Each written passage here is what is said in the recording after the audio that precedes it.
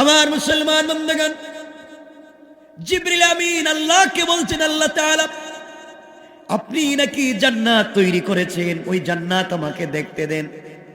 আল্লাহ বলছেন, জিবরাইল রে, ওই জান্নাত দেখে তোমার কি হবে? বিশাল সুন্দর করে আমার গোলামের জন্য জান্নাত তৈরি করেছি। আল্লাহ বলছেন, জিবরাইল এই জান্নাতে যাওয়ার আগে আমি একটা মাঠ বানাইছি জান্নাতে, ওই মাঠের নাম হলো মসজিদ। তুমি ওই মাঠটা দেখে আসো কেমন, এরপরে জান্নাত দেখবা। আল্লাহ কোরআনে বলছেন, ওয়ালাদাইনা মসজিদ। আল্লাহ জান্নাতে একটা মাঠ তৈরি করেছেন, ওই মাঠের নাম হলো মসজিদ। জিবরাইল তুমি যাও, ওই মাঠ দেখে আসো। জিবরিল আমিন বলছেন, আল্লাহ তাআলা আপনি আমাকে কত শক্তি দিয়েছেন আপনি তো জানেন। একটা মাঠে গিয়ে আমি কি করব? আমি বিশাল দেহের অধিকারী, আমাকে 600 নূরের মাঠে গেলে তো হাঁটতে পারবো না, ছোট মাঠ। আল্লাহ বললেন, জিবরাইল রে, আমি তোমাকে তৈরি করেছি, মাঠও আমি আল্লাহ তৈরি করেছি। ওই মাঠে গেলে বহুত নিদর্শন দেখতে পারবে। কোন সুবহানাল্লাহ, আল্লাহু আকবার। জিবরাইল বলছেন, আল্লাহ মাঠে আমাকে পাঠাবেন? আমার তো বিশাল ক্ষমতা। এখন জিবরাইলের ক্ষমতা কেমন আপনারা জানতে চান? আপনি তো ঘুম আসছে মনে হইতেছে, জানতে চান? জিবরিল আমিনকে আল্লাহ যে ক্ষমতা দিয়েছেন, শক্তি, জিবরাইল বলেন এই ক্ষমতা দিয়া পৃথিবীতে আসতে আমার কষ্ট হয়েছে 4 দিন। জিবরাইল এই পৃথিবীতে আসতে কষ্ট হয়েছে কয়দিন? 4 দিন। জিবরিল আমিন বলেন, আল্লাহ আমাকে 600 নূরের ডানা দিয়েছেন। সুবহানাল্লাহ, তো আসতে কোন কেন বুঝলাম না আমরা। খিদে লাগছে নাকি? তা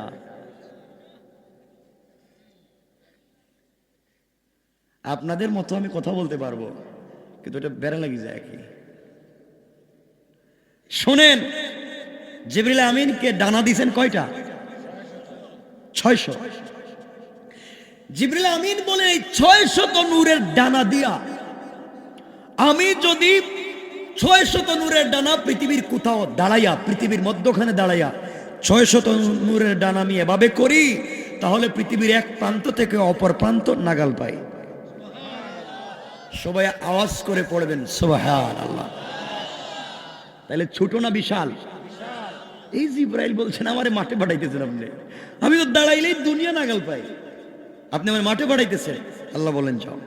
জিবরিল আমিন বলছেন, এই 600 নূরের ডানা দিয়া আমি যদি একবার এইভাবে টান দিয়া ছেড়ে দেই, যারা সাইকেল চালায়, আমি তো পারি না, এই যে বাইসাইকেল দেখছেন, এরা চালায় চালায় একবার ছেড়ে দেয়, মানে সাইকেল চলতেছে চলতেছে কতক্ষণ চলে না।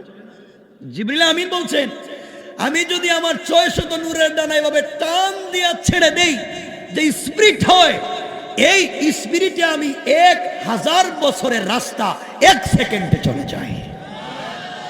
আল্লাহু আকবার।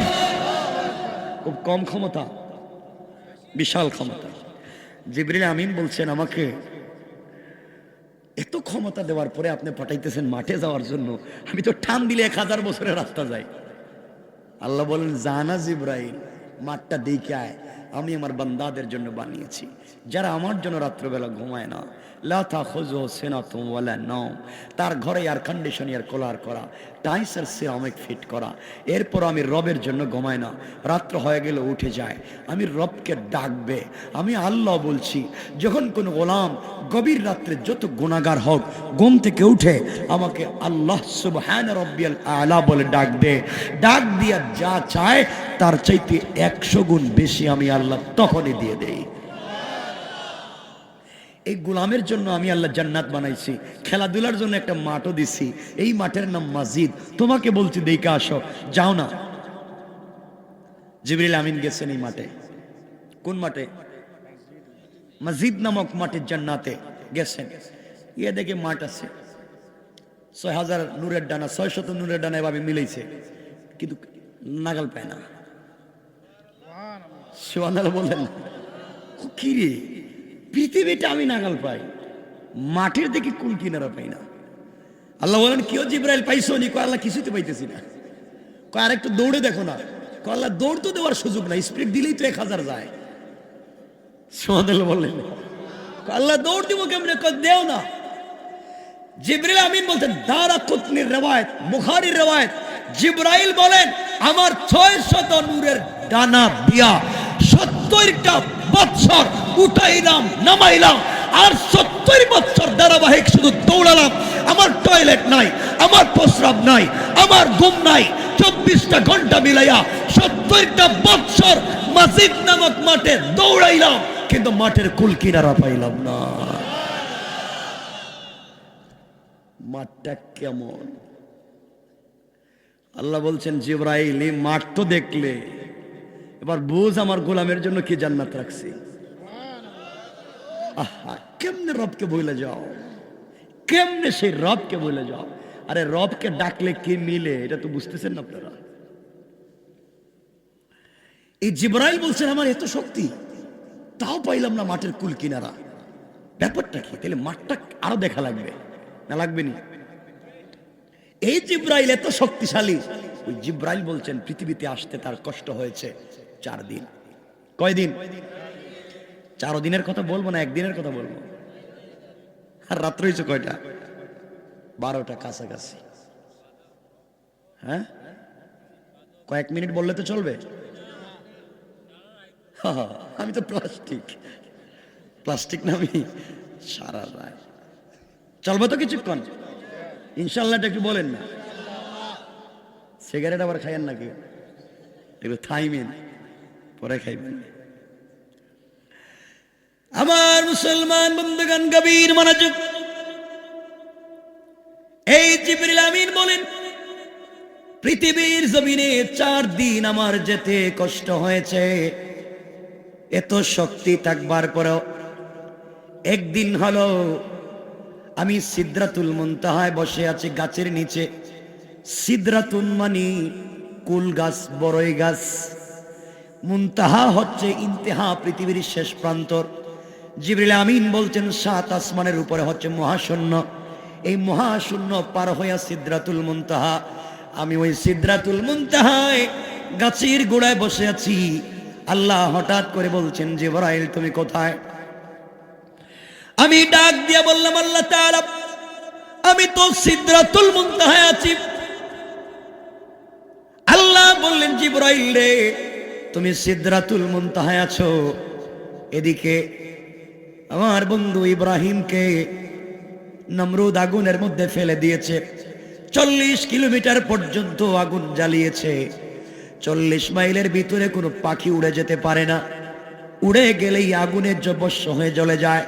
উপরে দিয়া পাখি উঠতে পারে না। নিচে জলে পড়ে যেমন আগুন তৈরি করেছে শুধুমাত্র কেবলমাত্র ইব্রাহিম দ্বীনের দাওয়াত দেওয়ার কারণে। জিবরাইল এই মুহূর্তে ইব্রাহিমকে উলঙ্গ করে আগুনের মধ্যে তার বাবা আজর ফেলে দিয়েছে।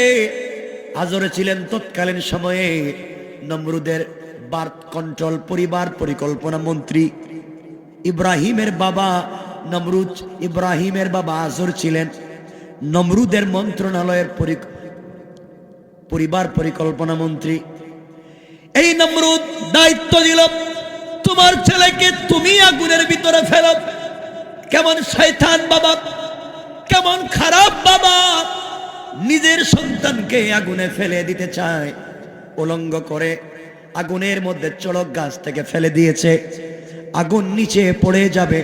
আল্লাহ বলছেন জিবরাইল তুমি সিদরাতুল মুনতাহায়, আর এদিকে চড়ক গাছ থেকে ইব্রাহিমকে ফেলে দিয়েছে, এখন আগুনে পড়ে যাবে। এই মুহূর্তে তুমি জান্নাতের ভিতরে যাও, জান্নাতুল ফিরদাউস থেকে কাপড় আনো। ওই কাপড় নিয়ে আমার ইব্রাহিমকে বাঁচাবার জন্য ইব্রাহিম আগুনে পড়ে যাওয়ার আগে আগে তুমি ইব্রাহিমের নিচে তোমার 600 নূরের ডানা বিছাইয়া দাও। আল্লাহু আকবার। ইব্রাহিমকে বিছাইয়া দাও, ইব্রাহিমের নিচে পর বিছাইয়া দাও। জিবরিল আমিন বলছে আল্লাহ ইব্রাহিম কই আর আমি কই? আমি প্রথম আসমান, দ্বিতীয়, তৃতীয়, চতুর্থ, পঞ্চম, সপ্ত এই আসমানের উপরে মহাকাশ পার হইয়া সিদরাতুল মুনতাহায় গাছের নিচে। আর ইব্রাহিম দুনিয়ায় নমরুদের আগুনে, তাও বলতেছেন জান্নাতে যাব, কাপড় আনবো। এরপরে আমি ইব্রাহিমকে বাঁচাতে যাব। আল্লাহ, এটা কি সম্ভব? আল্লাহ বলেন, কেন? তোমার 600 নূরের ডানা দিছি না, টান দেও না। সুবহানাল্লাহ বললেন না? টান দেও না, দেখো কই যায়। আমার বন্ধুগণ, ইব্রাহিমকে আগুনে ছেড়ে দেওয়া হয়েছে, এখন শূন্যে আছেন। উপরে আগুন, নিচে আগুন, দড়ি ছেড়ে দেওয়া হয়েছে উলঙ্গ করে।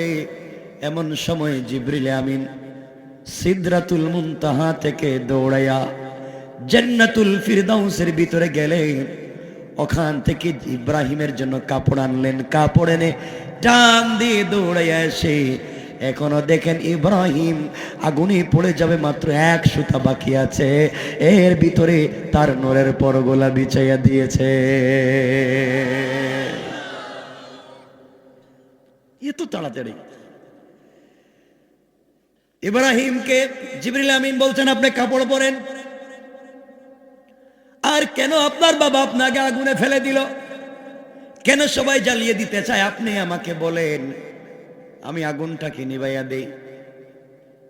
ইসরাফিল বলেন, আপনি আমাকে বলেন সিংহে ফুঁক দিয়ে কিয়ামত ঘটাইয়া দেই। মিকাইল বলছেন, আমাকে বলেন আমি বৃষ্টি দিয়া সব ধ্বংস করে দেই। ইব্রাহিম বললেন, ফেরেশতারা তোমরা সবাই আমাকে দেখো, আমার কষ্ট হচ্ছে। আমি যেই রবের জন্য আগুনের ভিতরে জাপ দিলাম, সেই রব কি আমাকে দেখে না?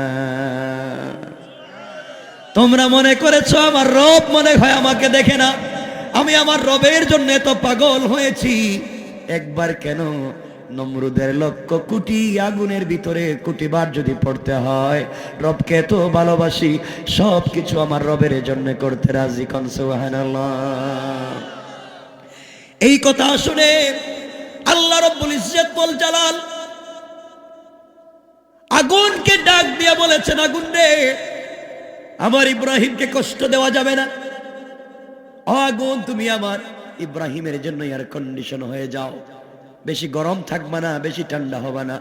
বলতে দেরি হয়েছে, ইব্রাহিমের জন্য আগুন এয়ার কন্ডিশন হয়ে গিয়েছে। কোন সুবহানাল্লাহ, আল্লাহু আকবার। কিছুদিন পরে আগুন নিভছে। আগুন নিভে যাওয়ার পরে নমরুদে গান বাজনা নিয়া এক দল নিয়ে যাইতেছে। যাই, ইব্রাহিম তো নাই, এর চামড়াও নাই, হাড্ডিও নাই, সব জ্বলে গেছে। ইব্রাহিম আগুনের ভিতরে বৈশা বৈশা আল্লাহ বলছেন, ও জিবরাইল, এখানে বৈশা কি করবো আমার ইব্রাহিম দীর্ঘদিন? তুমি এক কাজ করো, জান্নাতের যত দামি দামি ফল আছে ওগুলা নিয়া তুমি আমার ইব্রাহিমের কাছে বৈশা বৈশা গল্প করো আর খাওয়াও। রাস্তে কোন সুবহানাল্লাহ। ফুল বিছানা বানাইয়া দিয়েছেন কে? এ আল্লাহ এখনো আছেন না নাই? নমরুদ কে বলছে, কি রে, শুধু ছাই দেখতেছি, ছালি, ইব্রাহিম তো নাই মনে হয়। আল্লাহ বলছেন, ইব্রাহিম আর নিচে থেকে আপনি একটু বাইরে। ইব্রাহিম আলাইহিস সালাম বাইরে হইছেন। নমরুদ কই, কি রে, এটা আগুনের ভিতর থেকে কি বাইরে হইল? কাপড়ও দেখি আছে। ইব্রাহিম বলছেন, আমার শরীরে কাপড় দেখতেছস? এটার নাম কি? Fire proof. এটার নাম কি? Fire proof. বুলেট প্রুফ না, এটার নাম ফায়ার প্রুফ। এটা আগুনে জ্বালায় না, এমন কাপড় আল্লাহ আমাকে দিয়েছে। আমি কাপড়ের ভিতরে ছিলাম, আগুন আমাকেও জ্বালায় নাই, আমার কাপড়কেও জ্বালায় নাই। ইব্রাহিম বলছেন, নমরুদ এবার রেডি হয়ে যা, তোর উপরে খবর আছে। আল্লাহু আকবার বললেন না? এরপরে ইব্রাহিমকে, নমরুদকে সাইজ করা হয়েছে কেমনে, এটা একটু লম্বা আলোচনা, একটু লম্বা, আমরা সেদিকে যেতেও চাই না। কষ্ট হচ্ছে না তো আপনাদের? একদিনের কথা বলছি। আমার মুসলমান বন্ধুগণ, গভীর মনোযোগ। 2 নম্বর দিন আল্লাহ রাব্বুল ইজ্জত ওয়াল জালাল বলেন, জিবরাইল তুমি কোথায়? আয় আল্লাহ, আমি তো জান্নাতুল ফিরদাউসে ঘুরে বেড়াই। জিবরাইল একটু যাও না। আমার বন্ধু ইব্রাহিম স্বপ্নে দেখেছে তার ছেলে ইসমাইলকে কুরবানি করতেছে। মিনায় ছেলেকে নিয়ে গেছে, দৌড়াইয়া বাচ্চা ছেলেকে নিয়ে গেছে। ওখানে নিয়ে গিয়া আল্লাহু আকবার বলে সোয়া গলার মধ্যে ছুরি লাগাইয়া দিয়েছে। তুমি তাড়াতাড়ি জান্নাতে যাও, জান্নাত থেকে একটা দুম্বা নিবা, লোহার টুকরা নিয়ে যাও। লোহার টুকরা নিয়ে গিয়া ইব্রাহিম যেখানে ছুরি লাগিয়েছে, ছুরির নিচে লোহার টুকরাটা বসাইয়া দিবা, আর ইসমাইলকে সরাইয়া দিবা। ওখানে দুম্বা দিয়ে কোরবানি যেন হয়ে যায়। ও আল্লাহ তাআলা, ইব্রাহিম কোথায়? ইব্রাহিম তো এখন আছে কই? মিনায়। ইব্রাহিম মিনায় ছেলেকে নিয়ে গিয়েছে। আয় আল্লাহ, আমি জান্নাতে এখান থেকে লোহার টুকরা নিব আর ওখান থেকে দুম্বা নিব, এরপরে মিনায় যাব। ইব্রাহিম কি করেছে? ইব্রাহিম ইসমাইলকে বেঁধে আল্লাহু আকবার বলে গলায় ছুরি লাগাইয়া দিয়েছে। এর ভিতরেই তোমাকে পৌঁছে যাওয়া লাগবে, কোনো কথা বুঝতে চাই না, তুমি পৌঁছে যাও। হযরতে জিবরিল আমিন ওই সময় বলছেন, আল্লাহ তাআলা আপনি বললেই তো হয় যে কাটবে না, আপনি ছুরিকে বলে দিন ছুরি কাটিস না, তাহলে তো হয়ে যায়, আমার তো কষ্ট করে গেলাম কি? আল্লাহ বললেন, জিবরাইল রে, আমার ইব্রাহিম স্বপ্নে দেখেছে তার সন্তানের গলায় ছুরি লাগাইয়া টানতেছে, গসাইতেছে। কাটছে কি কাটছে না স্বপ্নে দেখে নাই, গসাইতে দেখছে। কিন্তু আমার ইব্রাহিম গসাইতে দেখেছে। এতটুকুন পর্যন্ত স্বপ্নকে বাস্তবায়ন করতে হবে, কারণ নবীদের স্বপ্ন মিথ্যা হতে পারে না। কিন্তু গসাইতে গেলে নবী হও আর অলি হও, গলা তো কাটবেই। কথা বলে না কেন? কাটবে না মনে হয়? না কাটবে? কাটবে, গোসাইলে কাটবে। এই জন্য তুমি একটা লোহার টুকরা নিয়ে যাও। কয় আল্লাহ, কতটুকুন বলছে? কয় আল্লাহু আক বলে ফেলছে, শুধু বার বাকি হয়েছে। আল্লাহ আল্লাহু আক বলছে, বার বলতে আর এক সেকেন্ডের 1 কোটি ভাগের 1 ভাগ লাগবে না। এর ভিতরে আল্লাহ কয়, তো কথা বলে লাভ কি? তাড়াতাড়ি যাও। জিবরিল আমিন বলেন, ওই সময় আমি আমার 600 নূরের ডানা দিয়া এত শক্তি নিয়ে টান দিলাম, টান দিয়া জান্নাত থেকে লোহার টুকরা নিয়া দম্বা নিয়া টান দিয়া মিনার প্রান্তরে গিয়ে দেখি আল্লাহু আক যে বলছিল বার এখনো শুরু করে নাই, এর ভিতরে তার ছুরির নিচে লোহা বসাইয়া দিয়েছি। আল্লাহু আকবার! কেমন জিনিস জিবরিল আমিন, বুঝতেছেন আপনারা? কষ্ট হচ্ছে মনে হইতেছে আপনাদের?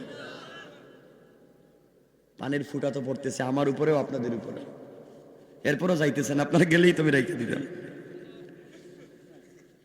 আমার বন্ধুগণ, কয়টা বলছি? 3 নাম্বার। জিবরাইল বলেন, হঠাৎ করে আল্লাহ আমাকে বলছেন, জিবরাইল কোথায়? আমি বললাম, আল্লাহ তাআলা তুমি যে মাঠ বলছিলে, মাসজিদ নামক মাঠ থেকে ঘুরাইতেছি, কুল কিনারা তো এমনি পাই না। আল্লাহ বলেন, জিবরাইল একটা কাজ করো। আল্লাহ আমি কি করব? আমার এক বন্ধুর নাম হলো ইয়াকুব, তার ছেলের নাম ইউসুফ।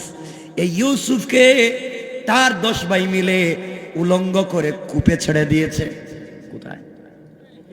কূপের ভিতরে ছেড়ে দিয়েছে। কো আল্লাহ হাতে না ছাড়ছে? কো ছেড়ে দিছে।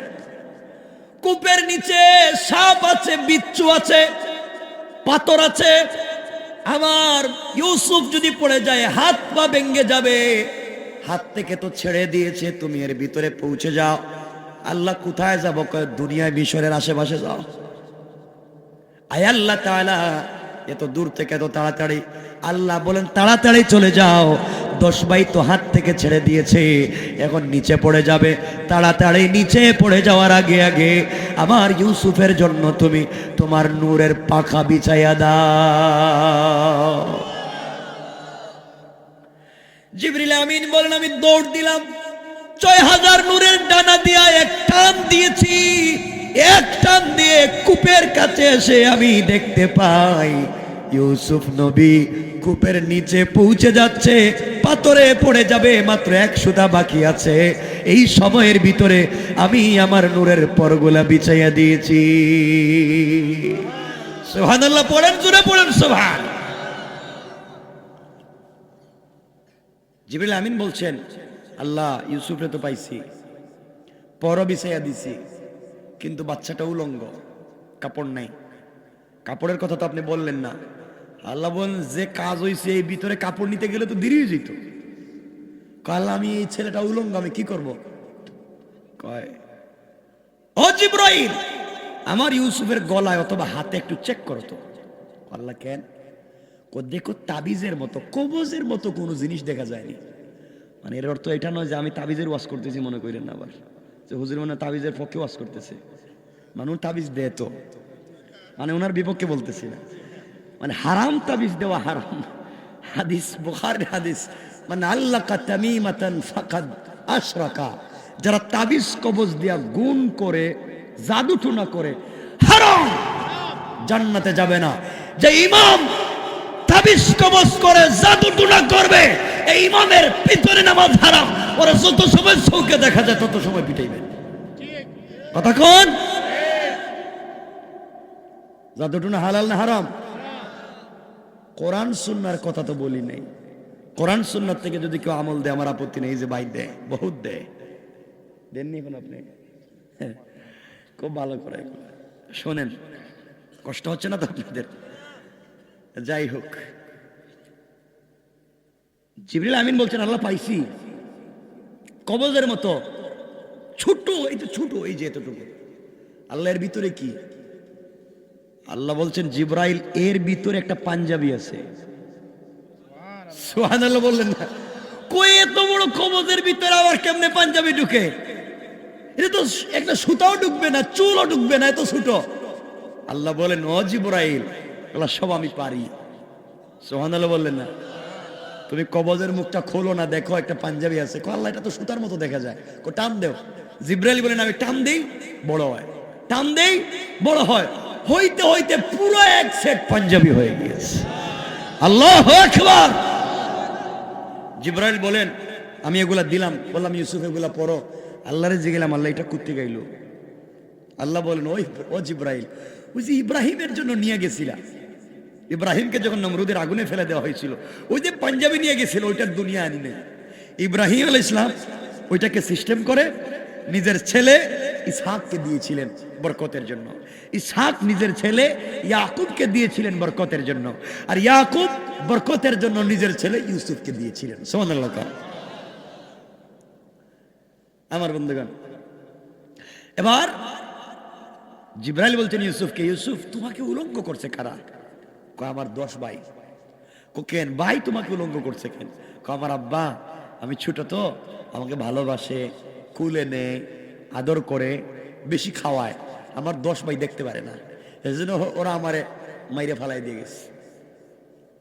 এমন ভাই আসেনি বাংলাদেশে? কথা বলেন না কেন? এই 10 ভাই ইউসুফকে গর্তে ফেলে দিয়া যাওয়ার সময় ইউসুফের শরীর থেকে যে জামা খুলেছিল, রাস্তায় গিয়ে একটা ছাগল জবাই করে ছাগলের রক্ত দিয়া পুরা পাঞ্জাবিরে লাল করে বাবার কাছে গিয়ে কাঁদতেছে আর বলতেছে আব্বা আমার বাইরে বাঘে খাইছে। আল্লাহ কোরআনে বলছেন বিদামিন কাযিবিন, মিথ্যা রক্ত নিয়ে গেছে। ইয়াকুব বললেন বাঘে খাইছে? হ্যাঁ আব্বাই দেখেন তো, কাঁদতেছে 10 ভাই, 10 ভাই গুল হইয়া বাপরে মধ্যখানে ঢুকেছে আর কাঁদতেছে আব্বা ছোট বাইরে বাঘে খাইছে, আমরা বহুত মারামারি করছি বাঘের সঙ্গে, পারি নাই। এই দেখেন পাঞ্জাবি নিয়ে আসছি, রক্তে লাল। ইয়াকুব বলেন পাঞ্জাবিটা দেখি। তিনি দেখলেন, দেখেন পাঞ্জাবিতে কোনো জায়গায় আঁচড়ও নাই, দাগও নাই, ছিঁড়াও নাই। বলে না হারে বাঘ, তুমি এত শিক্ষিত বাঘ, আমার ইউসুফ রে পাঞ্জাবির ভিতর থেকে বাইর করে খাইলা, কিন্তু পাঞ্জাবিটা ছিঁড়লা না। সুবহানাল্লাহ বললেন না? আমার ইউসুফকে পাঞ্জাবির ভিতর থেকে বের করে খাইছো, পাঞ্জাবি থেকে ঠিক মতো আছে। এর অর্থ হলো সুর ডাকাত যত বড় শিক্ষিত চুরি হোক, যাওয়ার সময় কিছু আলামত রাইখা যায়। কথা বলেন না কেন?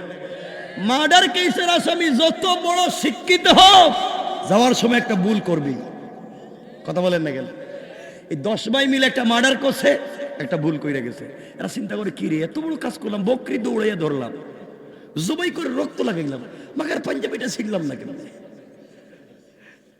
কৌশল করেছেন কে? এই কৌশল করেছেন কে? আল্লাহ। ভালো রেখেছেন কে? আমার আল্লাহ কোরআনে কারীমের ভিতরে বললেন ওয়া মাকারু ওয়া মাকারাল্লাহ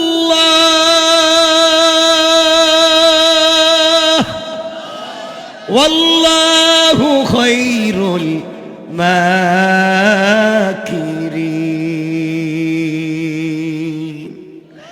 আল্লাহ রাব্বুল ইজ্জত ওয়াল জালাল বললেন তোমরা দ্বীনকে মুছে দেওয়ার জন্য, সত্যকে দাবিয়ে রাখবার জন্য যত কৌশল করো না কেন, তোমাদের কৌশল তোমরা জানো না, আমি আল্লাহর কৌশল তোমাদের চাইতে আরো বড়। কোন সুবহানাল্লাহ। রাত্র 12টার উপরে হয়ে গেছে। আর লম্বা করবো না।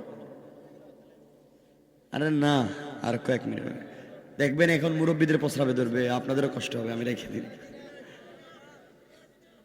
আরে না, শুনেন না কথা কিছু। ফজরের নামাজে তো আমি মসজিদে গিয়ে খবর নেবে, শুধু মুয়াজ্জিন আর ইমাম সাহেব, কেউ নাই, কেউ যায় না। তাহলে শোনেন, কয়টা বলছি, কয়টা বলছি, বাকি আছে কয়টা? একটা, ওইটা বলে আলোচনা সংক্ষেপ করব। আলোচনা ছিল লম্বা। আমি বলছিলাম আপনাদেরকে এগুলো বলার পরে, এতক্ষণ তো জিব্রাইলের ক্ষমতা দেখাচ্ছে, এতক্ষণ তো জিব্রাইলের ক্ষমতা। এরপরে জিব্রাইল যে মাঠে গেছিলেন, এই মাঠ কোন জান্নাতে, এই জান্নাতের কথা বলতাম চাইছিলাম, এটা না মনে আছে আপনাদের? বলছিলাম এই মাঠটা কোন জান্নাতে, আমরা ওখানে যাব, কিন্তু এর আগেই তো সময় শেষ। আমার মুসলমান বন্ধুগণ, গভীর মনোযোগ। এক পর্যায়ে জিবরিল আমিন বলছেন, 4 নাম্বার বার আমার সব থেকে কষ্ট হয়েছে। 3 বার তো যাই হোক যে ভাবে গিয়েছি, 4 নাম্বার বার আমার যাইতে আরো কষ্ট হয়েছে।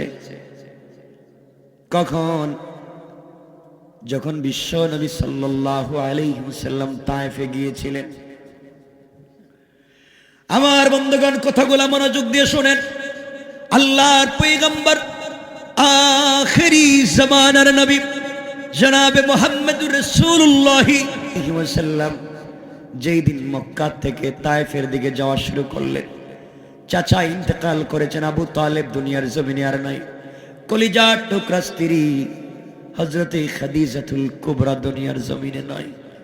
খাদিজা নবীজির এমন স্ত্রী ছিলেন, 75 বছর বয়সেও আমার নবীকে ছাড়া কোনোদিন খাবার খেতেন না। নবীজিকে নিজের হাতে গোসল করাইয়া দিতেন, এত বেশি ভালোবাসতেন। 2 জন মানুষ একটি ঘরে থাকতেন, একটা প্লেট, একটা গ্লাস, একটা কম্বল, একটা বালিশ। এত ভালোবাসা ছিল বিশ্ব নবীর প্রতি মা খাদিজার। তিনি বলেন, নবীজি সারা রাত সারাদিন বাহিরে দিনের দাওয়াত দিতে থাকেন, যতক্ষণ পর্যন্ত স্বামী ঘরে না আসে ততক্ষণ পর্যন্ত আমি খাদিজা মুখে কোনো খাবার দেই না। খাদিজা বলছেন, আমাদের মা খাদিজাতুল কুবরা বলছেন, আমার স্বামী দিনের দাওয়াত নিয়ে যখন বাহিরে থাকেন, আমি কোনোদিন বিছানার সঙ্গে পিঠ লাগাইয়া ঘুমাই না, দরজার সঙ্গে দাঁড়িয়ে থাকি। কখন জানি আমার স্বামী দিনের দাওয়াত দিয়ে কষ্ট করে ঘরে আসবেন, খাদিজা বলে ডাক দিলে যদি কষ্ট হয়ে যায় মনে ব্যথা লাগবে, এই জন্যে আমি ঘুমাই না, সারা রাত্র দরজায় দাঁড়াইয়া থাকি। ঘরে আসার পরে স্বামীর কপালে চুম্বন দিয়ে মুস্কি হাসি, যেন সারা দিনের কষ্ট আমার চেহারার দিকে তাকাইয়া স্বামী ভুলে যায়। আল্লাহু আকবার বলে। আপনাদের স্ত্রীরা এগুলো করে না? বাহিরে থাকতে টেলিফোন দিয়ে বলবে, আজকে ঘরে আসো, খবর আছে তোমার। আল্লাহ জানে ঠিক বললাম না ভুল বললাম। আসো আজকে, কই ছিলা, তোমার সাইজ করবে, দেখবেন লম্বা দাও একটা নিয়ে বসে রয়েছে, ঠিক কিনা বলেন? এইটাও কইছে ঠিক। তোরা যে হারে বদনাম শুরু করছো মহিলাদের, এই লাইনে তো ওয়াজই করতেছি না আজকে, বাদই দিলাম যে হারে বদনাম করতেছে। ভাই তোমরা কেন এত কষ্ট করে এতক্ষণ থেকে দাঁড়ায় রয়েছো এখানে? সুযোগ থাকলে একটু বসে যাও না কেন? এই যে বাইরে দাঁড়ায় রয়েছো, আগামী তো বলবে যুবকদেরকে, তোমরা একটু বড় করে প্যান্ডেল করে, একজন যে কাউকে দাওয়াত দাও, লম্বা করে একটা বড় প্যান্ডেল করিও, ঠিক আছে না? ইনশাল্লাহ সবাই তাদেরকে সাপোর্ট দিবা। তোমরা এই কষ্ট করে বাহিরে আছো কেন? সুযোগ থাকলে বসে যাও। আমার মুসলমান বন্ধুগণ, গভীর মনোযোগ। বিশ্ব নবী খাদিজার ইন্তেকালের পরে, চাচা আবু তালেবের ইন্তেকালের পরে চিন্তা করলেন, মক্কায় থাকা যাবে না, মক্কার মানুষ আমাকে আঘাত করতে পারে, চলে যাই নানার বাড়িতে, তায়েফের দিকে চলে যাই। মানুষ কষ্ট পেলে তো নানার বাড়ির দিকে যায়, ওখানে গেলে আদর করবে। আমার বন্ধুগণ, বিশ্ব নবী তায়েফে গেলেন। যেই ছেলেরা আমার নবীর সাথে খেলতো, যারা আমার নবীকে সঙ্গ দিত, তাদের কাছে গিয়ে আমার নবী বলছেন, আসলিম তাসলাম, ইসলাম কবুল করো, শান্তিতে থাকবা। নবীজির সঙ্গে ছিলেন হযরতে যায়েদ। এই কথা বলবার কারণে যেই লোকগুলো আমার নবীকে ভালোবাসতো, কলিজার চাইতে বেশি ভালোবাসা ছিল, এই লোকগুলো আমার নবীকে পাগল বলে গালি দেওয়া শুরু করেছে। হাতে পায়ে দড়ি লাগায়া, শিকল লাগায়া তায়েফের উত্তপ্ত বালির উপরে পাগল বলে টানা হেঁচড়া শুরু করেছে। পাথরের উপরে বিশ্ব নবীকে টানতেছে। নবীজির শরীর থেকে রক্ত মুবারক অজুর ধারে ঝরে যায়। আমার নবীজি অজ্ঞান হয়ে গিয়েছেন। চিৎকার করে ফেরেশতারা কান্না করে ডাক দিয়া বলেছে, আল্লাহ, যাকে তৈরি না করলে দুনিয়াকে তুমি সুন্দর করে ডিজাইন করতে না, এই বিশ্ব নবীর শরীর থেকে এই মুহূর্তে রক্ত ঝরে যায়, পাগল বলে ডাকে। তুমি না বলেছো মানতা বিনিআমাতি রাব্বিকা বিমাজনুন, তুমি না বলেছো তোমার বন্ধু পাগল না। কাফেরেরা পাগল বলে টানে। আমার নবী 3 জায়গায় অজ্ঞান হয়ে পড়ে গেলেন, জ্ঞান ফিরে না। জ্ঞান যখন ফিরে উঠে দাঁড়াতে চান, দাঁড়াতে পারেন না, তাকে আরো পিটায়, আরো মারে। আমার নবীকে আঘাত করেছে। আমাদের মা আয়েশা সিদ্দিকা আমার নবীকে নিজের হাতে গোসল করাইয়া দিতেন। মাঝে মাঝে চোখের পানি ছেড়ে বলতেন, কলিজার টুকরা স্বামী রে, তোমার মনে হয় জীবনে বসন্ত রোগ হয়েছিল। নবীজি বলছেন, কেন রে আয়েশা? আয়েশা বলছেন, ইয়া রাসূলুল্লাহ, যখন আপনাকে গোসল করাই পিঠের কাপড়গুলা ফেলে দেই, তখন পিঠের মধ্যে বসন্তের কালো কালো দাগ দেখা যায়। আমার নবী বলছেন, আয়েশা রে, আমার জীবনে কোনোদিন বসন্ত রোগ হয় নাই। যেই নবীর শরীরে মশা মাছি বসাকে আল্লাহ হারাম করে দিয়েছে, আমি যখন তায়েফে গিয়েছিলাম, তায়েফের মানুষ আমাকে পাথর দিয়ে যে আঘাত করেছে, আজকে পাথর নাই, আঘাত নাই, কিন্তু ওই সময়কার আঘাতের দাগগুলা রয়ে গিয়েছে। কিয়ামতের দিনে আল্লাহকে কাপড় উঠে দেখাবো আর বলবো, আল্লাহ, তোমার দিনের জন্য আমার পিঠের দিকে তাকাইয়া দেখো কত পাথরের আঘাত আছে। এই আঘাতের বিনিময়ে হলো তুমি আমার উম্মত গুলাকে আজকের দিনে মাফ করে দাও। আমার বন্ধুগণ, এক পর্যায়ে আল্লাহর নবী 3 জায়গায় যখন অজ্ঞান হয়ে গেলেন, জ্ঞান ফেরার পরে সারাদিন নবীজিকে আঘাত করা হয়েছে, কষ্ট দেওয়া হয়েছে।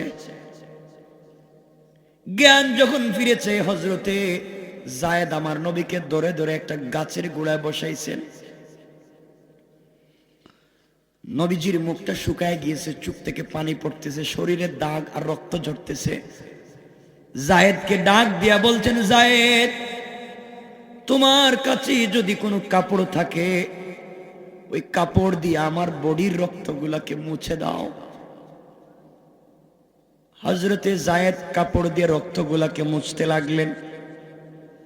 একবার যায়েদ বলছেন, ইয়া রাসূলুল্লাহ, আমার কাছে আর কোনো কাপড় নাই, সব ভিজে গেছে আপনার রক্তে। নবীজি বললেন, যায়েদ রে, তোমার পরনের কাপড় খুলে আমার রক্তগুলা মুছে দাও। এত বেশি রক্ত বের হয়েছে, হযরতে যায়েদ কাপড় খুলে রক্ত মুছে দিলেন। এবার বলছেন, ইয়া রাসূলুল্লাহ, আর আমার কাছে কোনো কাপড় নাই, কিন্তু শরীরের রক্ত তো বন্ধ হয় না। নবীজি এবার রক্তগুলাকে নিজের হাত দিয়া নিজের শরীরে মালিশ করতে লাগলেন, মালিশ করতে লাগলেন। যায়েদ বলছেন, ওগো পয়গম্বরে আরবি, আপনি কেন নিজের শরীরে রক্তগুলাকে মালিশ করে দিচ্ছেন? রক্ত মালিশ করলে তো ভিতরে ঢুকবে না, কেন এত কষ্ট করে রক্তগুলাকে মালিশ করেন? আমার নবী ডেকে ডেকে বললেন, যায়েদ রে, এই জন্যে আমি রক্তগুলা মালিশ করি, আমি জানি আমার বডির রক্ত বের হওয়া ভিতরে ঢুকবে না। তায়েফের মানুষ তো আমাকেই চিনে নাই, না চিনে আমাকে আঘাত করেছে, কিন্তু তায়েফের মাটি তো আমাকে চিনতে ভুল করবে না। 1 ফোঁটা রক্ত যদি তায়েফের মাটিতে আমার শরীর থেকে পড়ে যায়, তায়েফের মাটি আমার রক্তের লোড নিতে পারবে না। সাথে সাথে ভূমিকম্প শুরু হয়ে যাবে, আল্লাহ সাথে সাথে কিয়ামত ঘটাইয়া দিবেন। এই জন্য রক্তগুলা মুছতেছি, যেন এক ফোঁটা রক্ত জমিনে না পড়ে যায়। আর জোরে পড়েন না সুবহানাল্লাহ। জিবরিল আমিন বলছেন, ইয়া রাসূলুল্লাহ, আমাকে বলেন দুই পাহাড় একত্রিত করে চাপা দিয়ে মাইরা ফেলাই। নবীজি বললেন, জিবরাইল না রে। ইসরাফিল বলছেন, পয়গম্বর আমাকে আপনি বলুন, আমি সিংহায় ফুৎকার করে ধ্বংস করে দেই। মিকাইল বলছেন, আমাকে বলুন, শিলা বৃষ্টি দিয়ে ধ্বংস করে দিই। আমার নবী রক্তগুলা মুছতেছেন আর বলছেন, না না, ওরা হয়তো আমাকে চিনে নাই, জানে নাই, আমাকে আঘাত করেছে, আমাকে কষ্ট দিয়েছে। আমি রাসূল সকল নির্যাতন আর কষ্ট ভুলে গিয়া সবাইকে মাফ করে দিলাম, যেন তারা আমাকে কষ্ট দিল এমন একদিন আসবে তাদের সন্তানেরা আমার দ্বীনের জন্য জীবন দিতে রাজি হয়ে যাবে। এদেরকে মেরে ফেললে এদের সন্তান তো আসবে না। নবীজি হাত উঠাইয়া দোয়া করে বললেন, আল্লাহুম্মা গফির লিকওমি ফাইন্নাহুম লা ইয়ালামুন। আল্লাহ তাআলা, আয় আল্লাহ তাআলা, এই মুহূর্তে তুমি তাদেরকে মাফ করে দাও। আমার জাতি আমাকে চিনতে পারে নাই, বুঝতে পারে নাই। আল্লাহ তাআলা, তারা যদি আমাকে এই মুহূর্তে না চিনে আঘাত করে থাকে, ধ্বংস হয়ে যাবে, ধ্বংস হয়ে যাবে। এই জন্য আল্লাহ তাআলার কাছে আমি দোয়া করেছি, আল্লাহ যেন তাদেরকে মাফ করে দেয়। আমার বন্ধুগণ, এমন সময়ে হঠাৎ করে রাসূল শরীরের রক্তগুলা মুছলেন। আল্লাহ ডাক দিয়া বলছেন, জিবরাইল তুমি কোথায়? জিবরাইল বলছেন, আল্লাহ তাআলা, আমি তো সিদরাতুল মুনতাহায়। ও জিবরাইল, তুমি সিদরাতুল মুনতাহায়। আজ আমি কিয়ামত কায়েম করে দেব। যেই নবীর কারণে গোটা দুনিয়া সাজাইছি, যার নাম দিয়ে আরশে আজিম সাজাইছি, যার নাম দিয়ে গোটা দুনিয়া ডেকোরেশন করেছি, আমি যার নাম দিয়ে সিদরাতুল মুনতাহায় গাছের পাতায় নাম লিখে দিয়েছি, আমি আল্লাহ আরশে মুআল্লা যার নাম দিয়ে ডিজাইন করেছি, আমি আল্লাহ যার নাম জান্নাতুল ফিরদাউসের গেটে লিখে দিয়েছি, এই নবীর শরীরের রক্ত হাত দিয়ে মুছতেছেন। এক ফোঁটা রক্ত তার পায়ে চামড়ার মুজা ছিল, এই মুজা ভিজে পায়ের নিচ দিয়া একটা রক্তের ফুটা লটকা লটকি করতেছে। নবীজি ফুটা দেখতেছে না, নবীজি পায়ের রক্তটাকে দেখতেছে না, লটকিতেছে। যদি মাটিতে পড়ে যায়, জিবরাইল কাউকে রাখবো না, সবাইকে হত্যা করে ফেলবো, কিয়ামত কায়েম করে দেব, দুনিয়ায় কেউ থাকবে না। সবকিছু যদি ঠিক রাখতে চাও, তাড়াতাড়ি সিদরাতুল মুনতাহা থেকে দৌড় দাও তায়েফে। আমার নবীর পায়ের নিচে গুড়ালির দিকে এক ফোঁটা রক্ত লটকিতেছে, হঠাৎ কোন সময় জানি পড়ে যায়। মাটিতে পড়ে যাওয়ার আগে আগে দুনিয়াকে যদি বাঁচাতে চাও, তোমার নূরের পরোটা বিছাইয়া দাও। আল্লাহু আকবার বলেন।